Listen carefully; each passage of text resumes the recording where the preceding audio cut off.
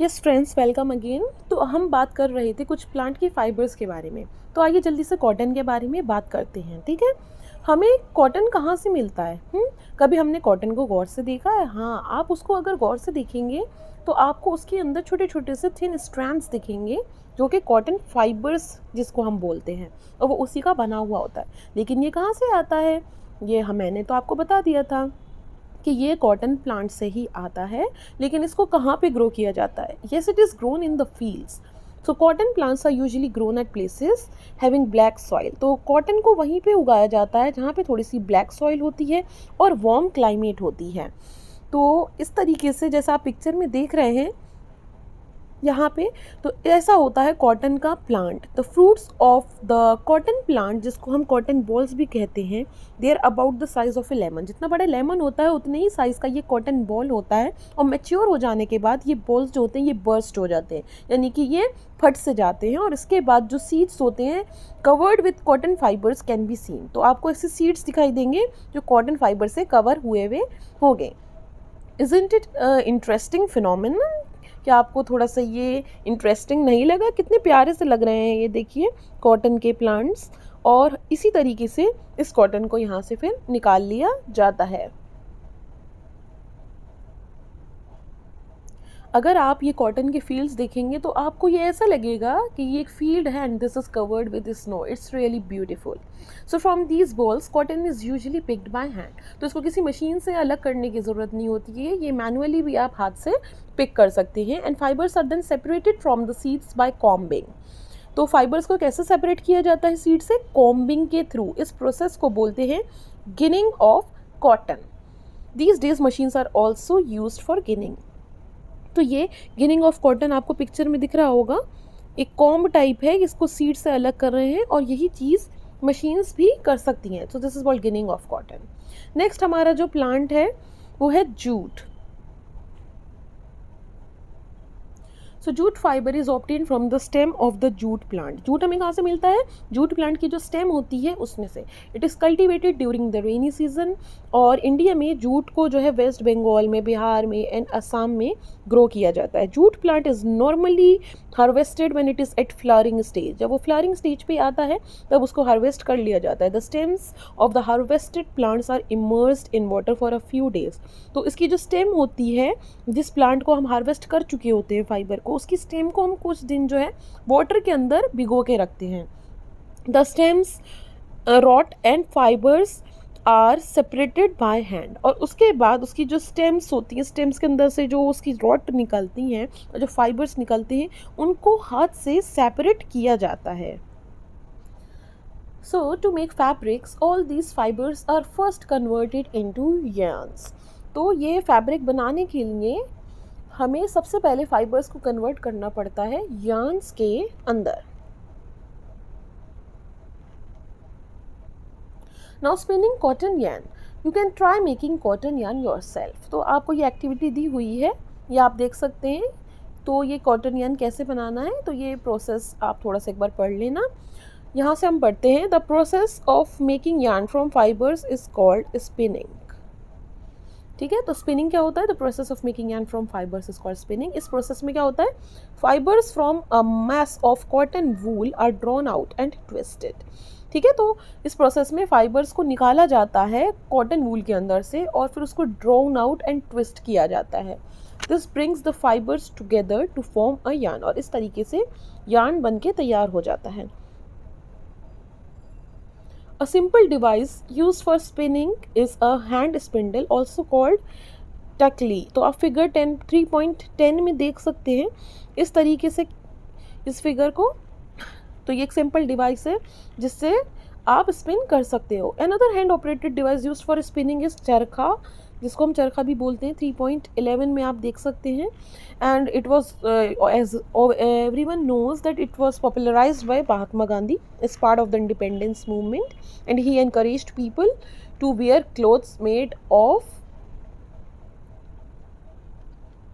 homespun yarn termed as khadi and shun imported cloth made in the mills of Britain। तो ये सबको पता है, खादी मूवमेंट एक आई थी और महात्मा गांधी जी ने उस टाइम पे यही बोला था।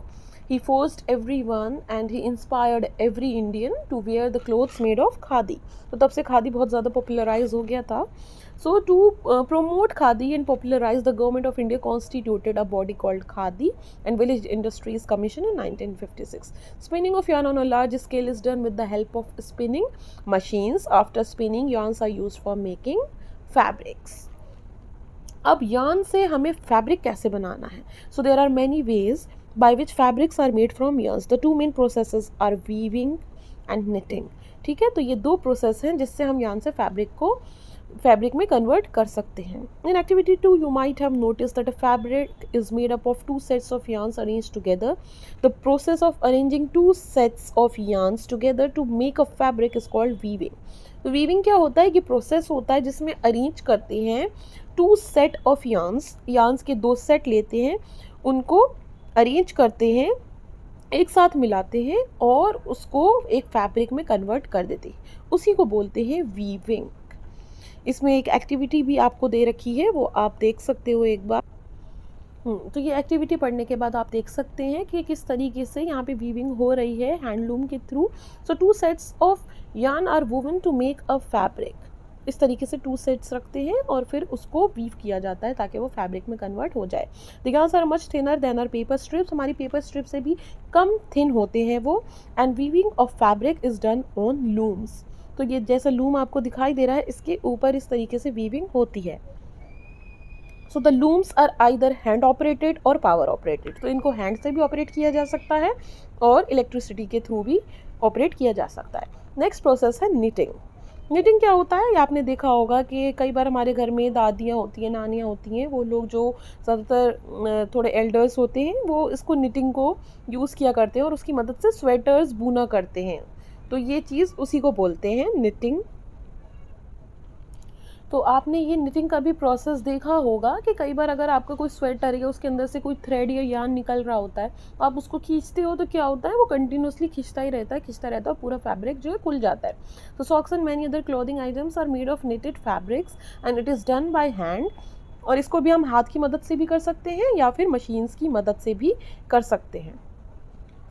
सो ये दो प्रोसेसेस हमने पढ़ लिए हैं, weaving and knitting, used for making different kinds of fabric. These fabrics are used for a variety of clothing items. तो इसी तरीके से हमारा फैब्रिक बन के तैयार होता है जिसको हम डे टू डे लाइफ में बहुत ज़्यादा यूज़ करते हैं और बहुत यूज़फुल होते हैं ये प्रोसेसेस. अब हमें हिस्ट्री पता करनी है of clothing material. Have you wondered what materials people used in ancient times for clothes?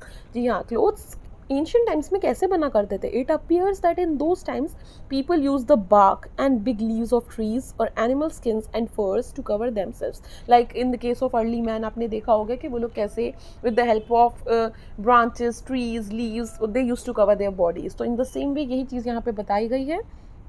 After people began to settle in agricultural communities, they learned to weave twigs and grass into mats and baskets. तो जैसे जैसे थोड़ा सा लोगों ने develop करना होना start करा या एग्रीकल्चरल रेवोल्यूशन जब आया, उसके बाद से उन्होंने वीविंग करनी शुरू करी ट्विग्स से, ग्रास से, किसमें, मैट्स में और बास्केट्स में. वाइन्स, एनिमल फ्लीस और hair were twisted together into long strands. उन्होंने नेचुरल चीज़ों का इस्तेमाल करना शुरू किया और उसके बाद उसको लॉन्ग स्ट्रैंड्स में बनाना शुरू किया. These were woven into fabrics और फिर उससे फैब्रिक बनाया. The early Indians wore fabrics made out of cotton that grew in the regions near the river Ganga. Ganga के पास जौन से भी रीजन्स होते थे जहाँ पे कॉटन उगती थी, उसी के हेल्प से अर्ली इंडियंस ने फैब्रिक्स बनाने शुरू किए. Flax is also a plant that gives natural fibres. तो ये एक एग्जाम्पल है. फ्लैक्स जो है वो नेचुरल एक प्लांट है जो कि नेचुरल फाइबर देता है. In ancient Egypt cotton as well as flax were cultivated near the river Nile and were used for making fabrics. In those days stitching was not known. उस time पे कुछ भी इतना डेवलप्ड नहीं था तो स्टिचिंग नहीं पता थी लोगों को. So what they used to do, people simply draped the fabrics around different parts of their body. तो ऑब्वियसली जब उन्हें स्टिचिंग वीविंग कुछ पता नहीं थी तो वो अपने बॉडी पार्ट्स को इसी तरीके से बस ड्रेपिंग कर लेते थे, फैब्रिक्स को ओढ़ लेते थे एक तरह से. So many different ways of draping fabrics were used. With the invention of the sewing needle, people started stitching fabrics to make clothes. जब उनको सीविंग करना आया, नीडल आया, तब जाके उनको स्टिचिंग करना आया कि फैब्रिक को स्टिच किया जा सकता है और हम उसके बाद क्लोथ्स बना सकते हैं। Stitched clothes have gone through many variations since this invention, और उसके बाद से different different patterns, designs, fabrics, सारी चीज़ें धीरे धीरे इन्वेंट होती गई और वैरायटी फॉर्म होती गई। But it is not amazing that even today sari, dhoti, lungi और turban is used as an unstitched piece of fabric. तो आज भी अगर हम देखें तो ये ड्रेपिंग का सिस्टम है। फॉर एग्जाम्पल साड़ी है, धोती है, लुंगी है या टर्बन है जिसको पगड़ी बोलते हैं, ये सारी चीज़ें हम बिना स्टिच करे ही ड्रेप करते हैं। So just as there is a large variety in the food eaten all over our country, a large variety exists also in fabrics and clothing items.